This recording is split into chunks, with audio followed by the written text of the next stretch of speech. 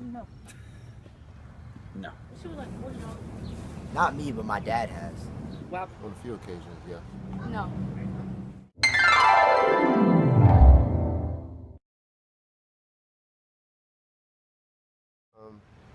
So I was riding in Greenville, like over by the Marriott, and I was driving with my friend, and police were watching where we were coming from, and they say a suspicious area for, drug activity.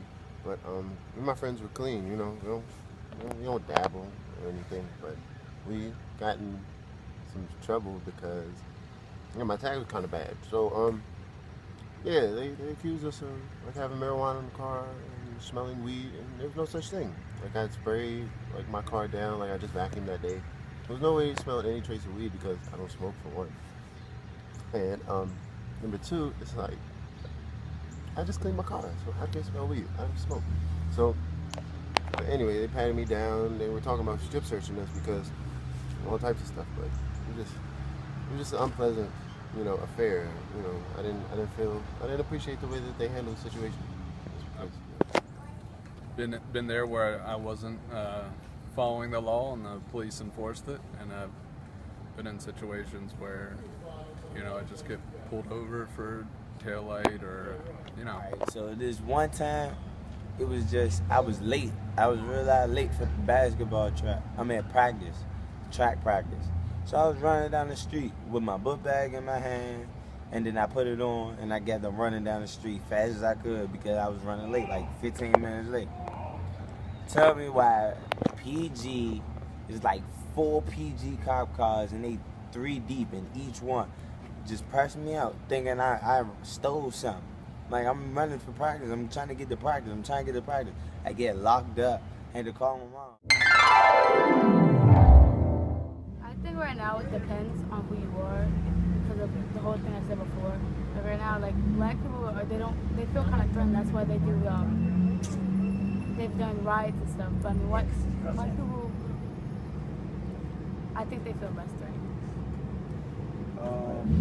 When you see all It depends on what demographic you're going for. White people obviously feel more protected by the police because of the systematic racism that is so rampant in the department.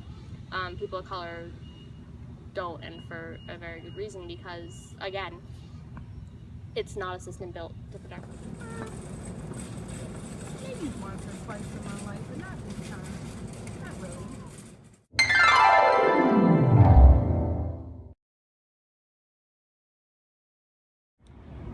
They have to spend more time with the community. They gotta maybe they need to get back out and start walking around again and start talking to people. And they have to get more training on when they need to use their weapons and when they don't. Most of these situations don't cause for them to have to use the weapons like they do. It just doesn't. I mean, definitely having the entire system that we have currently just totally redone is necessary at this point. The fact that it's happening and people are getting away with really says that there's an enormous fault. More outreach. What do you mean? More outreach as far as community organizations. People need to see police interacting with the community before they can start to trust them. They need to be held accountable. I don't know. Just tired of shenanigans. I think more interracial police officers. Why do you say that? Because but dominated by mostly Caucasian individuals. So if we get more African Americans, aka black people.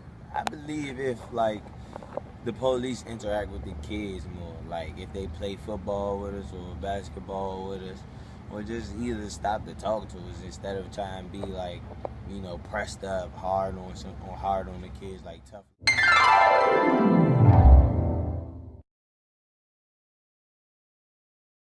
How do you think the community can learn to love and trust the officers? I'll give you a couple of examples, actually. One of the things I think is very important is communication. You've got to be able to just learn to talk to people. The best weapon that you have, and the most effective weapon you have, is your mouth.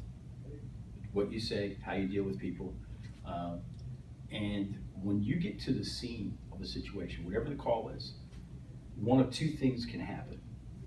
Because of your presence, the situation will either get better or the situation will get worse.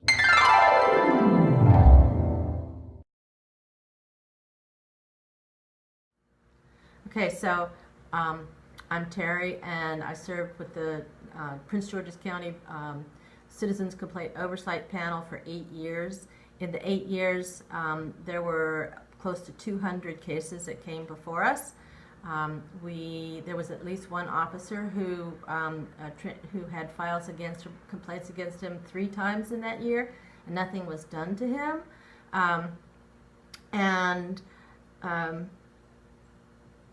We had the authority to review the paper investigation, but not really to change the behavior of the officers or the behavior of the department at that time.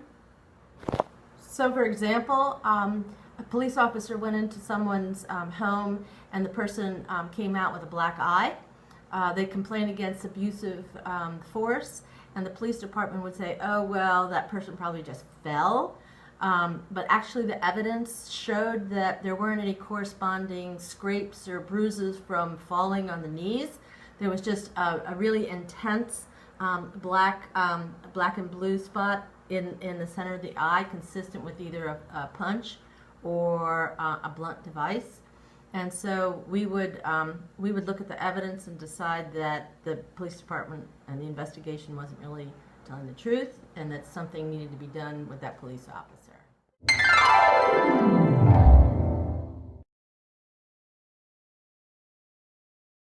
So we went around and asked 45 people, 15 African American, 15 Caucasian, and 15 Hispanics the same question. We asked them, have they ever been stopped by the police and been accused of something and profiled that they did not do? And our graph shows our results.